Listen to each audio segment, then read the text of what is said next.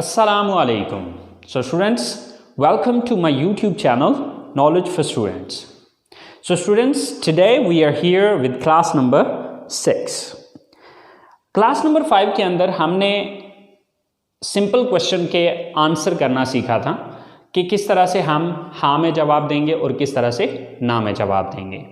I hope so आप लोगों ने ट्राई किया होगा, उसको प्रैक्टिस किया होगा और क्वेश्चन भी बनाए होंगे और उनके फिर आगे यस नो में आंसर्स भी किए होंगे। सो गाइस, आज हम आंसर्स को ही अंडरस्टैंड करेंगे, लेकिन आज हम ये चीज़ देखेंगे कि सवाल के अंदर से हम किस तरह से जवाब को निकालते हैं। मीन टू से कि जस्ट जो क्वेश्चन हमसे पूछा गया है उसी क्वेश्चन के अंदर एक से दो लफ्ज़ों के अंदर चेंजिंग करके आप उसका आंसर किस तरह से बनाते हैं। देखिए, ज़्यादातर हमारे सवाल का जवाब हमारे सवाल के अंदर ही मौजूद होता है, जस्ट हमें एक से दो चेंजेस करके उसको आंसर में कन्वर्ट करना होता है। तो चले आए स्टार्ट करते हैं कि किस तरह से। सो स्टूडेंट्स, ये कुछ सेंटेंसेस हैं, कुछ क्वेश्चंस हैं, तो चले आए देखते हैं कि हम इन क्वेश्चंस के आंसर इन्हीं क्वेश्चंस के अंदर से किस तरह से निकालेंगे। सो क्या आप कॉलेज जाते हैं? Do you go to college? Okay, so now we gonna give the answer.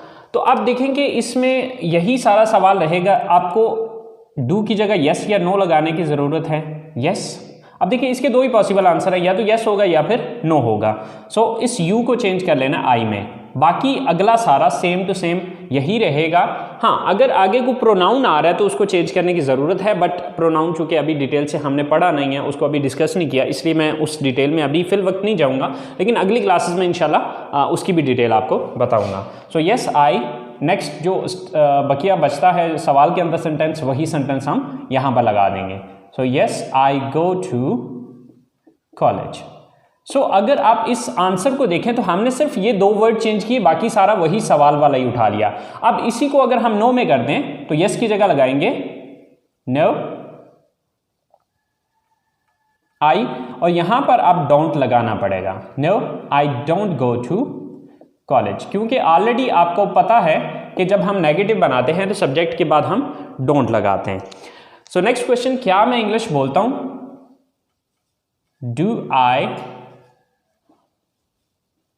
Speak English? क्या मैं इंग्लिश बोलता हूं? अब गाइस यहां पर एक चीज याद रखनी है कि अगर सवाल के अंदर सब्जेक्ट यू आ रहा है तो उसको आई में चेंज करेंगे, और अगर सवाल में आई आ रहा है तो उसको यू में चेंज करेंगे। सो जैसे कि डू की जगह यस, यू को आई को चेंज किया यू में। Yes you speak English. Yes you speak English.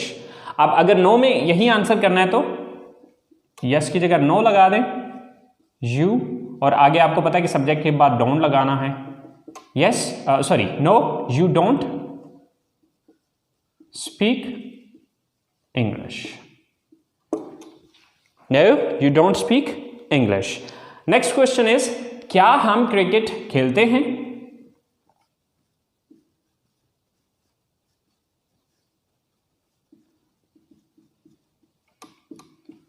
Do we play cricket?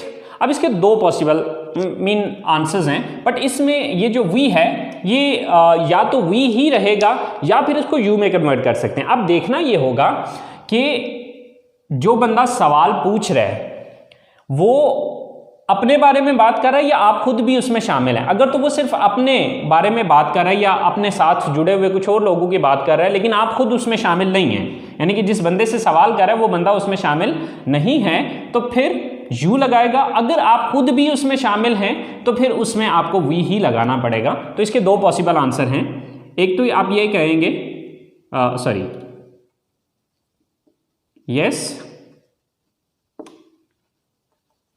We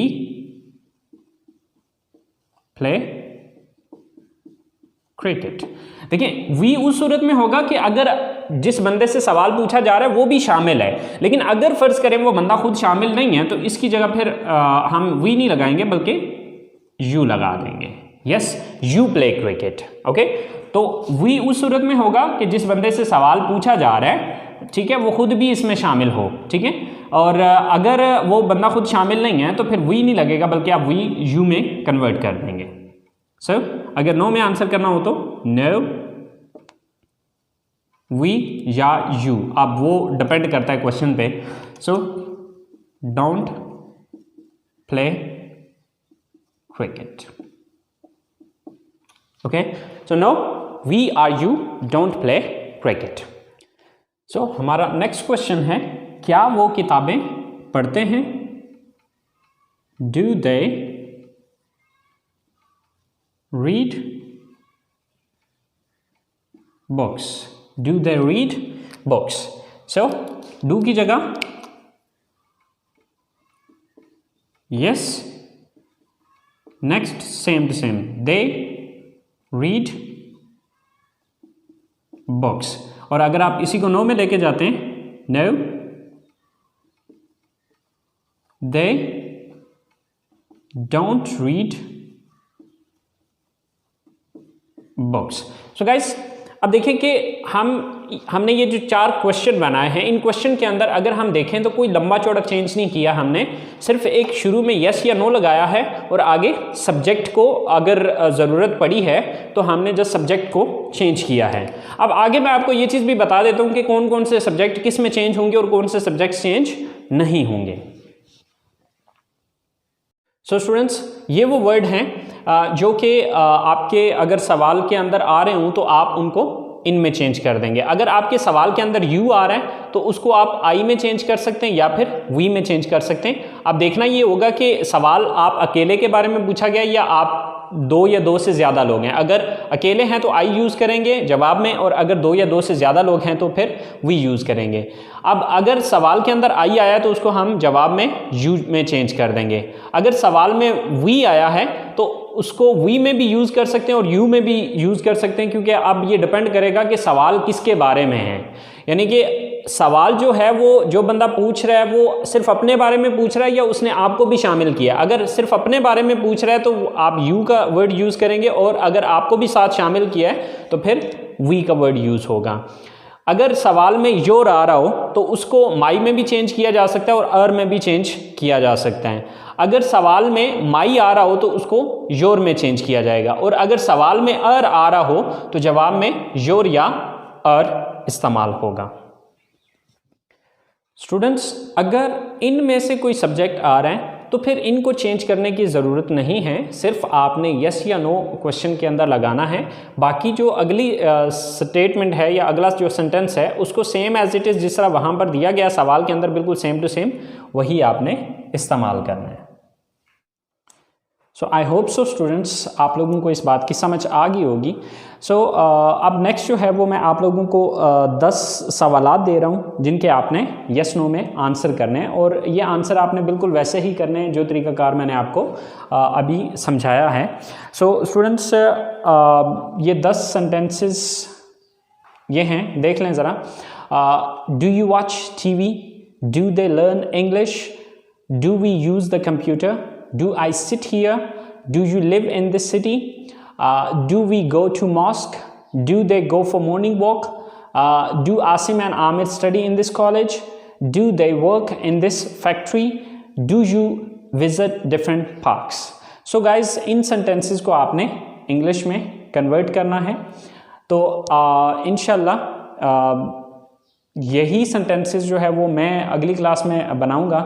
तो आपने अपने सेंटेंसेस देख लेने कि आया कि जो सेंटेंसेस मैंने बनाए और आपने बनाए आया कि वो सेम है या उसमें कोई कमी बेशी है। So guys, I hope so आप लोगों ने क्लास को एंजॉय किया होगा। सो प्लीज़ गाइज़, अगर आप लोग इन वीडियो से कुछ सीख रहे हैं तो अपने दोस्तों को अपने जितने भी कॉन्टैक्ट्स हैं उनके साथ शेयर कीजिए इसको, ताकि आपके साथ साथ वो भी सीख सकें। और अगर आपने अभी तक मेरे चैनल को सब्सक्राइब नहीं किया तो प्लीज़ सब्सक्राइब कीजिए, और कोई भी चीज़ समझ में नहीं आती है तो प्लीज़ नीचे कमेंट्स बॉक्स में आप लोग ज़रूर मेंशन कीजिए। इंशाल्लाह I will try my level best to clear your confusions. So guys, you take care of your self and इंशाल्लाह hope to see you next time soon. अल्लाह निगहबान।